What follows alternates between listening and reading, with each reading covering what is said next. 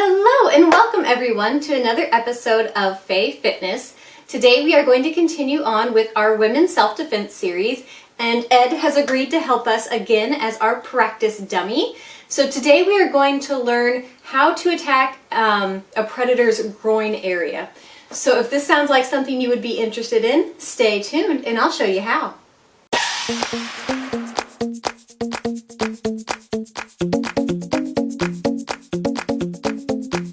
Tuning in today, guys. I really appreciate it. As you saw in the introduction, we are going to learn how to attack a predator's groin area.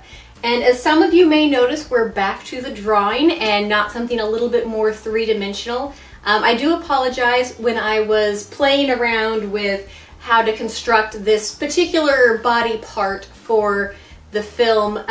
Anything three-dimensional just seemed really lewd.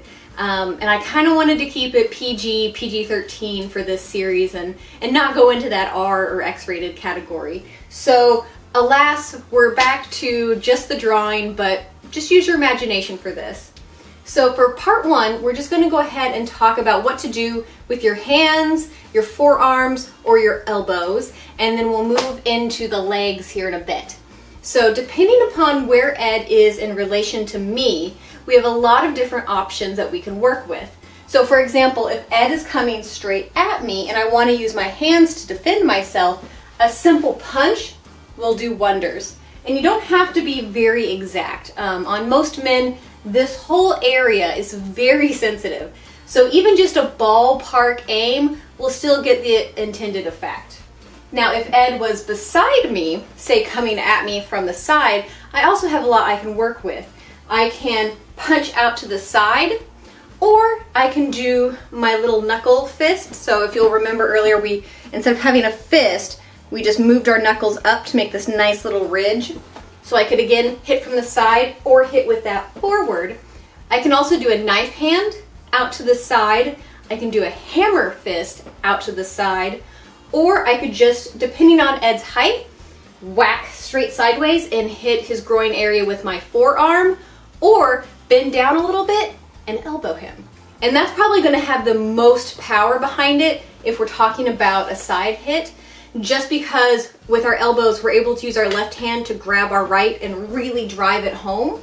And again, it just depends on Ed's height. If I'm much taller than him, then it's not going to be effective for me to get way down here and then do it. However, we could then get into the kicks, what we'll talk about later. Another great move is if Ed is behind me, and say he comes up and wraps his arms around me, and alas, I don't have a dummy that has arms, so forgive me for this. What you can do is actually take a step sideways. Most people, if you're in a grip like this, are not going to be expecting that.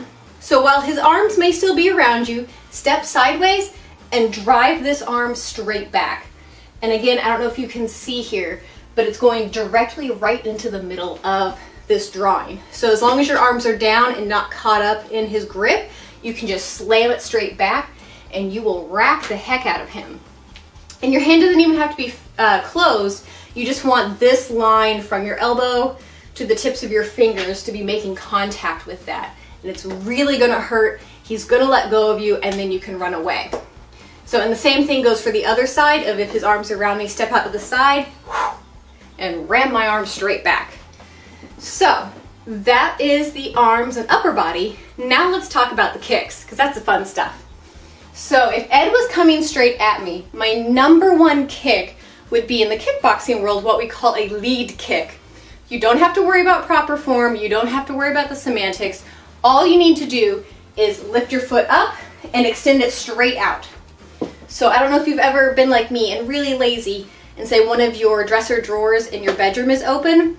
Rather than like bending over to push it closed, you can just lift your leg up, extend it to close the drawer, and then come back and down. It's the same thing we want to do here. We want the flat of our foot to make contact with this area.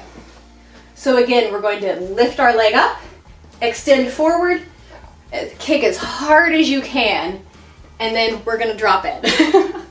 And then you could run away. Another thing you can do is if Ed is in front of you or maybe off to like the side, is you can knee him. And feel free to grab your opponent for these kicks. He's trying to hurt you, so by all means, grab a hold of him so you have more force to kick. And so all you're wanting to do is just kick up and into this area. Again, accuracy is not going to be all that important because your knee is rather large, and especially with that much force, anywhere in the groin area is going to hurt really bad. So again, you can grab and kick, or you can just kick. And I don't know if you can tell, but I am wearing a skirt, so that way you can see that you can do all of these kicks with a skirt on. And I can do this with my right knee, if there's distance, again, off to the side, instead of being right in front of him. And then the last kick is called a bridge kick. Fancy term. All you need to know is that you want to kick either the testicles themselves or the top of the inner thigh with the top of your foot. So if Ed was standing and coming straight at me, I would lift my leg, and it can be either leg, and just make contact with either this inner thigh or the groin area. So as you can tell, it doesn't have to be a straight on upward kick. It can also be off to the side.